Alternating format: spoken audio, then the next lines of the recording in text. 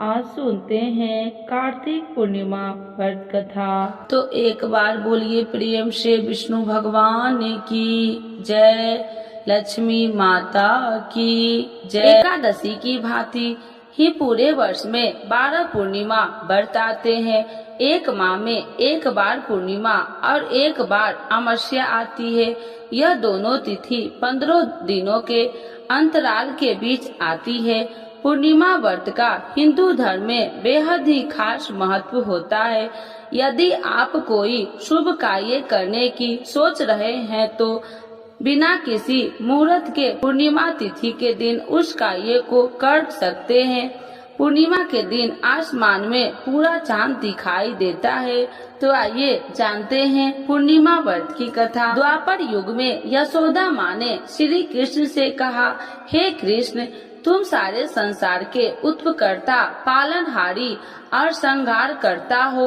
आज मुझे कोई ऐसा व्रत बताओ जिसको करने से मृत्यु लोक में भी स्त्रियों को विधवा होने का भय न रहे तथा यह व्रत सभी मनुष्यों की मनोकामना पूर्ण करने वाला हो। श्री कृष्ण कहने लगे, हे माता, तुमने अति सुंदर प्रश्न किया है। मैं तुम्हें ऐसे एक व्रत के बारे में विस्तार से बताता हूँ।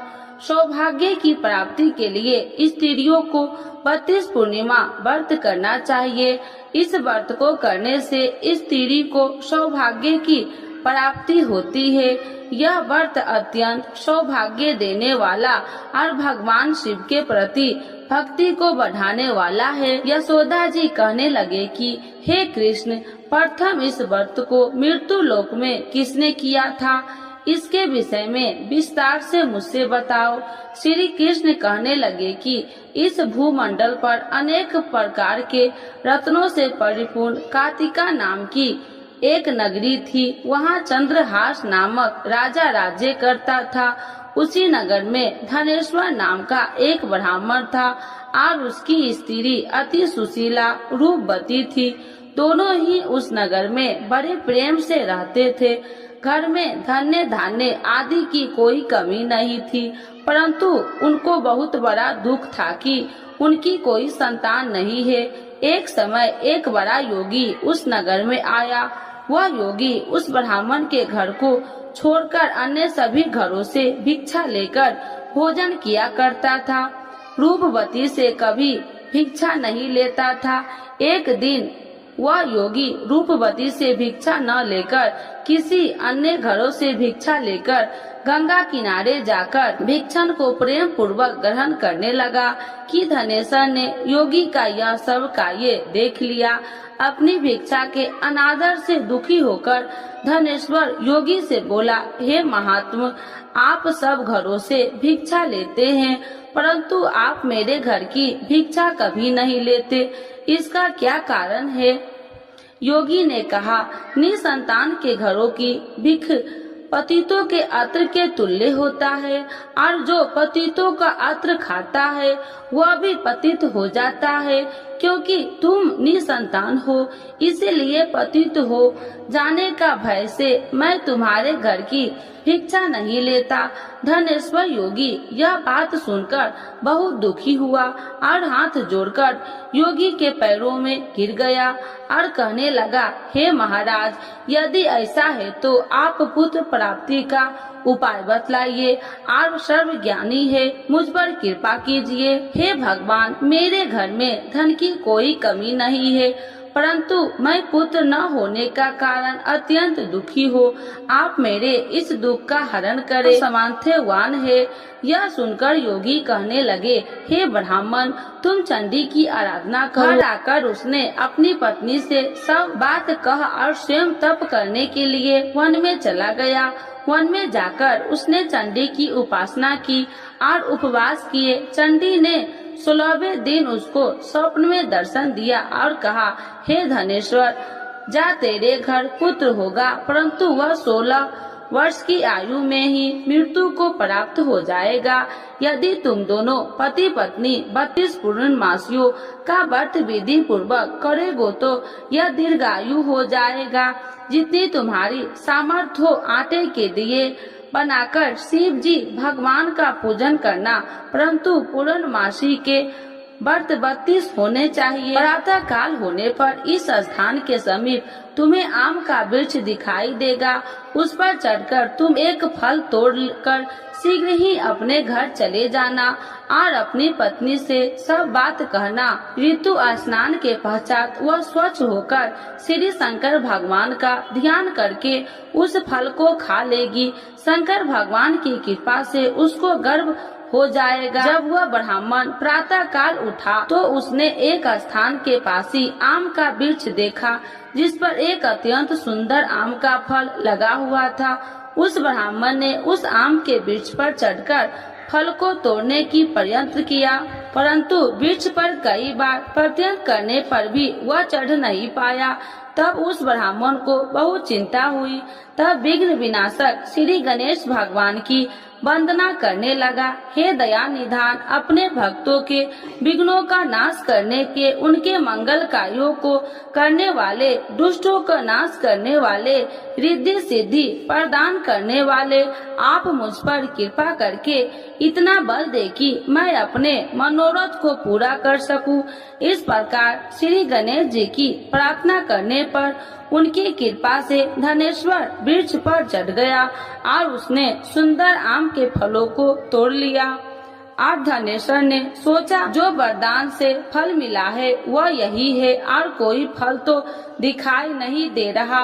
उस धनेश्वर ब्राह्मण ने जल्दी से घर जाकर अपनी पत्नी को वह फल दे दिया और उसकी पत्नी ने अपने पति के कहे अनुसार उस फल को खा लिया और वह गर्भवती हो गई।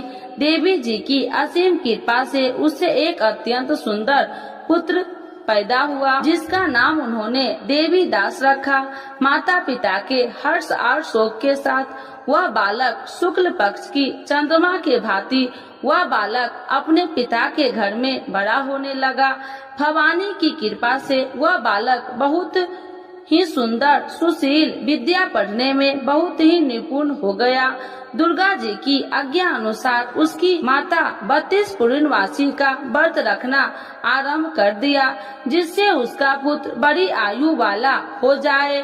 16 वर्ष लगते ही देवी दास के माता पिता को बड़ी चिंता हो गई कि कहीं उनके पुत्र की इस वर्ष मृत्यु न हो जाए। इसीलिए उन्होंने अपने मन में विचार किया कि यदि यह दुर्घटना उनके सामने हो गई तो वह कैसे सहन करेंगे। इसीलिए उन्होंने देवी दास के मामा को बुलाया और कहा, हमारी एक बहुत बड़ी इच्छा है कि देवी दास 1 वर्ष तक काशी में जाकर विद्या अध्ययन करे और उसको अकेला भी कभी नहीं छोड़ना चाहिए। इसीलिए साथ में तुम चले जाओ और 1 वर्ष के पश्चात इसको वापस ले आना। सब प्रबंध करके उसके माता पिता ने काशी जाने के लिए देवी दास को एक घोड़े पर बैठाकर उसके मामा के साथ भेज दिया, परंतु यह बात उसके मामा या किसी और से नहीं बताई। धनेश्वर तथा उसकी पत्नी ने अपने पुत्र की मंगल कामना दीर्घायु के लिए भगवती दुर्गा की आराधना और पूर्णमासियों का व्रत करना आरंभ कर दिया। इस प्रकार बराबर 32 पूर्णमासी के व्रत को उन्होंने पूरा किया। कुछ समय पश्चात एक दिन वह मामा और भांजा मार्ग में रात में बिताने के लिए किसी गांव में ठहरे हुए थे। उस दिन उस गांव में ब्राह्मण की अत्यंत सुंदर, सुशीला और गुणवती कन्या का विवाह होने वाला था। जिस धर्मशाला के अंदर वर और उसकी बारात ठहरी थी, उसी धर्मशाला में देवी दास और उसके मामा भी ठहरे हुए थे। संयोगवश कन्या को तेल आदि चढ़ाकर मंडप आदि का कार्य किया गया। तो लगन के समय वर को धनुवात हो गया। इसीलिए वर के पिता ने अपने कुटुंबियों से विमर्श करके निश्चय किया कि यह देवी दास मेरे पुत्र जैसा ही सुंदर है, मैं इसके साथ ही लगन करवा दूं और बाद में विवाह के अन्य कार्य मेरे लड़के के साथ ही हो जाएगा। ऐसा सोचकर देवी दास के मामा से जाकर बोला कि तुम थोड़ी देर के लिए अपना भांजा हमें दे दो, जिससे विवाह के लगन का सब कार्य सुचारू रूप से हो सके। तब देवी दास का मामा कहने लगा, जो कुछ भी वधू पक्ष की कन्या दान के समय वर को मिले वह सब हमें दे दिया जाए, तो मेरा भांजा इस बारात में दूल्हा बन जाएगा। यह बात वर के पिता ने स्वीकार कर लेने पर उसने अपना भांजा बनने के लिए भेज दिया और उसके साथ सब विवाह कार्य विधि पूर्वक संपन्न हो गए। पत्नी के साथ वह भोजन करने लगा तो अपने मन में सोचने लगा कि न जाने यह किसकी स्त्री होगी। वह एकांत में यही सोच सोचकर अपने कर्म श्वास छोड़ने लगा और उसकी आंखों से आंसू भी आ गए। तब लड़की ने पूछा, क्या बात है, आप इतने उदासीन व दुखी क्यों हो रहे हैं? तब उसने सब बात जेवर के पिता और उसके मामा के हुई थी लड़की को बता दी। तब कन्या कहने लगा कि यह ब्राह्मण विवाह के विपरीत कैसे हो सकता है? देव ब्राह्मण और अग्नि के सामने मैंने आपको ही अपना पति माना है, इसीलिए आप ही मेरे पति हैं। मैं आपकी ही पत्नी रहूंगी, अन्य किसी की कदापि नहीं। देवी दास ने कहा, ऐसा मत करिए, क्योंकि मेरी आयु बहुत कम है। मेरे पश्चात आपकी क्या गति होगी? इन बातों को अच्छी तरह विचार कर लो। परंतु वह दृढ़ विचार वाली कन्या थी। वह बोली, जो आपकी गति होगी वह मेरी गति होगी। स्वामी, आप उठिए और भोजन कीजिए, आप निश्चय ही भूखे होंगे।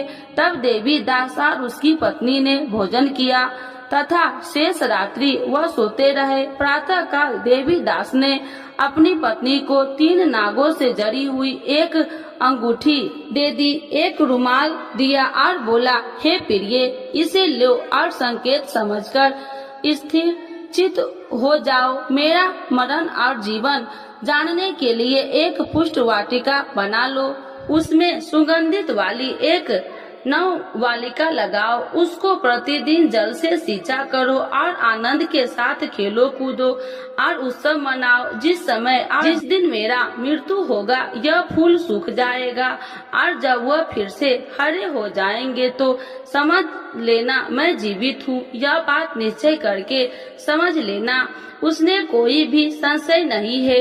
इतना कहकर देवी दास वहाँ से चला गया।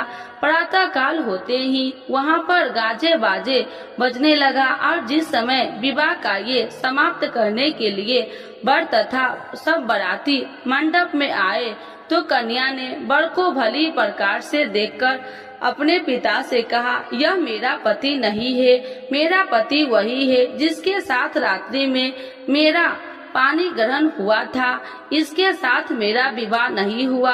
यदि वह वही पुरुष है तो बताइए कि मैंने इसको क्या दी। वधू पक्ष और कन्या पक्ष कन्या दान के समय जो आभूषण आदि दिए गए थे वो दिखाइए तथा रात में क्या गुप्त बातें मैंने इनसे कही वह सब सुनाइए। पिता ने उसके कहे अनुसार वर को बुलाया। कन्या की यह सब बातें सुनकर वह कहने लगे, मैं कुछ भी नहीं जानता। इसके पश्चात लज्जित होकर वह अपना सा मुंह बनाकर चला गया और सारी बात भी अपमानित होकर वहां से लौट गई। भगवान श्री कृष्ण बोले, हे माता, इस प्रकार देवीदास काशी विद्या अध्ययन के लिए चला गया।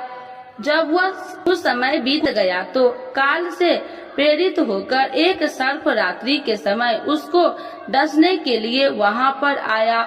उस विस्तार के प्रभाव से उसके शयन का स्थान चारों ओर से विष की ज्वाला से विषैले हो गया, परंतु व्रत के प्रभाव से उसको काट नहीं पाया, क्योंकि पहले ही उसकी माता ने 32 पूर्णमासी का व्रत रखा था। इसके बाद मध्याह्न के समय स्वयं काल वहाँ आया और उसके शरीर से प्राण को निकालने का प्रयत्न करने लगा, जिससे वह मूर्छित होकर पृथ्वी पर गिर गया। उसी समय माता पार्वती के साथ भगवान शंकर वहाँ आ गए। उसको मूर्छित दशा में देखकर माता पार्वती जी ने शंकर जी से प्रार्थना की, हे महाराज, इस बालक की माता ने पहले ही 32 पूर्णिमा का व्रत पूरा किया था, जिसके प्रभाव से आप इसको प्राण दान दे। भवानी के कहने पर भक्त वत्सल भगवान शिव जी ने उसको प्राण दान दे दिया। इस व्रत के प्रभाव से काल को भी पीछे हटना पड़ा और देवी दास स्वयं होकर बैठ गया। उधर उसकी पत्नी उसके काल की परीक्षा किया करती थी। जब उसने देखा उस पुष्प वाटिका में पुष्प कुछ भी नहीं है तो उसको अत्यंत आश्चर्य हुआ, लेकिन जब वह जैसे ही हरी भरी हो गई तो वह जान गई कि सब उसका पति ठीक ठाक है, वह जीवित हो गया है। यह देखकर वह बहुत प्रसन्न हो उठी। अपने पिता से कहने लगे कि पिताजी, मेरा पति जीवित है, आप उनको ढूंढिए। जब 16 वर्ष व्यतीत हो गया तो देवी दास भी अपने मामा के साथ काशी से चल दिया। इधर उसके ससुराल उसको ढूंढने के लिए अपने घर से जाने वाले ही थे कि वहाँ दोनों मामा और भांजा वहाँ पर आ गए। उनका आया हुआ देखकर उनके ससुर को बहुत प्रसन्नता हुई। उन्हें अपने घर ले गए। उस समय नगर के निवासी भी वहाँ इकट्ठे हो गए। निश्चय किया कि अभ्यास ही इसी बालक के साथ कन्या का विवाह हुआ था। उस बालक को कन्या ने जब देखा तो पहचान लिया कि यह तो वही है जो संकेत करके गया था। तब उपरांत सब कहने लगे कि भला हुआ यह आ गया है, और सब नगरवासी ने आनंद मनाया। कुछ दिन बाद देवी दास ने अपनी पत्नी और मामा के अपने ससुराल के घर से बहुत सारे उपहार लेकर अपने माता पिता की घर की तरफ प्रस्थान किया। जब वह अपने गांव के निकट पहुंच गए तो कई लोगों से उसे देखकर उसके माता पिता को पहले ही खबर दे दी कि तुम्हारा पुत्र देवी दास अपनी पत्नी और मामा के सहित आ रहे हैं। ऐसा समाचार सुनकर माता पिता को विश्वास नहीं हुआ, परंतु जब और लोगों ने भी आकर यही बात उनसे बताई तो उनको बड़ा आश्चर्य हुआ। लेकिन थोड़ी देर में देवी दास ने आकर अपने माता पिता के चरणों में अपना सर रखकर प्रणाम किया और उसकी अपनी पत्नी ने अपने सास ससुर के चरणों को स्पर्श किया तो माता पिता ने अपने पुत्र और पुत्र वधू को हृदय से लगा लिया और दोनों की आंखों में प्रेम अश्रु बह चले। अपने पुत्र और पुत्र वधू के आने की खुशी में धनेश्वर ने बड़ा ही भारी उत्सव किया और ब्राह्मणों को दान दक्षिणा देकर प्रसन्न किया। श्री कृष्ण भगवान कहने लगे कि इस प्रकार धनेश्वर 32 पूर्णमासी के व्रत के प्रभाव से पुत्रवान हो गया। जो भी स्त्री 32 पूर्णमासी के व्रत को करती है वे जन्म जन्मांतर के वैधव्य का दुख नहीं भोगती और सदैव सौभाग्यवती रहती है। तो एक बार बोलिए प्रेम से विष्णु भगवान की जय, लक्ष्मी माता की जय। पूर्णिमा व्रत के लाभ। किसी भी उपासक द्वारा पूर्णिमा व्रत करने से भगवान श्री विष्णु प्रसन्न होते हैं। पूर्णिमा व्रत करने वाले उपासक को जल्द ही संतान प्राप्ति होती है और संतान की दीर्घायु प्राप्त होता है। पूरी श्रद्धा से पूर्णिमा का व्रत करने से गृह कलेश दूर होते हैं।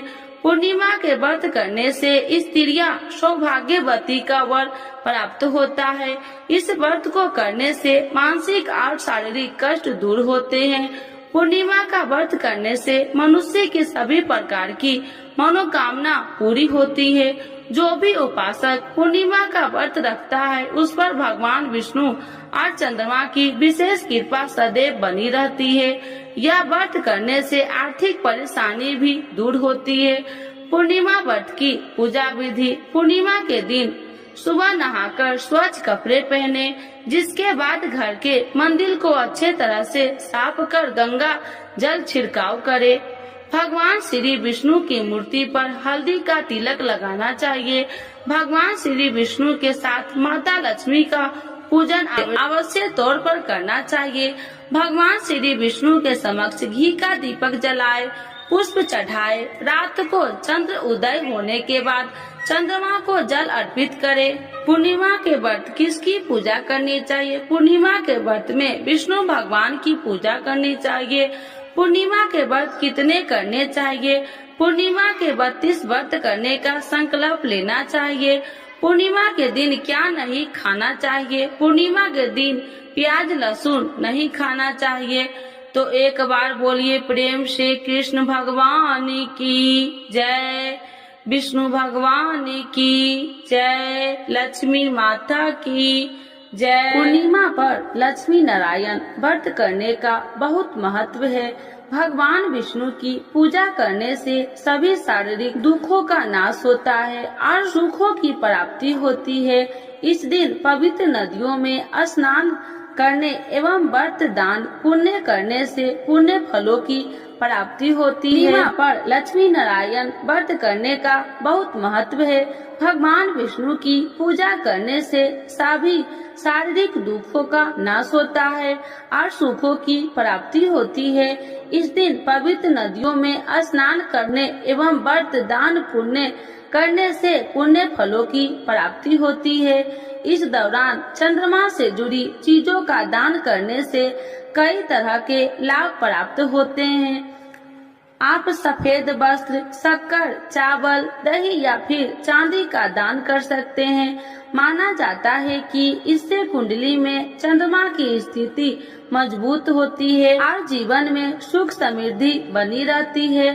पूर्णिमा के दिन चंद्र देव अपनी पूर्ण कला से युक्त होते हैं। इसका प्रभाव सीधे व्यक्ति के मन और शरीर पर पड़ता है। इस दिन चंद्र पूजन से व्यक्ति की मानसिक और आर्थिक स्थिति ठीक होती है, क्योंकि ज्योतिष में चंद्रमा को द्रव्य और मन का कारक कहा गया है। पूर्णिमा व्रत की पूजा विधि: इस दिन सूर्योदय से पूर्व स्नान कर उगते हुए सूर्य को जल दे और इसके बाद भगवान लक्ष्मी नारायण के सामने हाथ में अक्षत, जल, पूजा की सुपारी और जल लेकर व्रत का संकल्प ले। पूजा के लिए पूर्व की ओर मुख कर बैठे जाए और एक चौकी पर लाल और पीला वस्त्र बिछा ले कर लक्ष्मी नारायण को आसन दे। पीला कपड़ा दाहिना और बिछाकर विष्णु जी को स्थापित करे और लाल कपड़ा बाएं ओर बिछाकर देवी लक्ष्मी को विराजित करे। इसके बाद लाल, सफेद और पीले पुष्प अर्पित करते हुए विधि विधान से पूजन करे। संभव हो तो देवी लक्ष्मी को कमल का पुष्प अर्पित करे। इसके बाद मखाने की खीर, आटे की पंजरी या शुद्ध घी से बने मिष्ठान का भोग लगाए। आरती के बाद लक्ष्मी नारायण व्रत की कथा श्रवण या वाचन करे। पूर्णिमा तिथि पर व्रत रखकर विधिवत विष्णु जी का पूजन करने और चंद्रमा को अर्घ्य देने से आपके घर में सुख समृद्धि बनी रहेगी। यह तिथि माता लक्ष्मी को भी अत्यंत प्रिय है, इसीलिए इस दिन श्री हरि के साथ माता लक्ष्मी पूजन करने से दरिद्रता का नाश होता है। धार्मिक मान्यता है कि व्रत के प्रभाव से मनुष्य की समस्त मनोकामनाओं की पूर्ति होती है। इस व्रत को करने से धन संपत्ति, सुख, वैभव और वृद्धि होती है। इस व्रत को गृहस्थ ही नहीं अविवाहितों को भी करना चाहिए। इससे उन्हें संयोग जीवन साथी की प्राप्ति होती है। तो एक बार बोलिए प्रेम से लक्ष्मी नारायण भगवान की जय।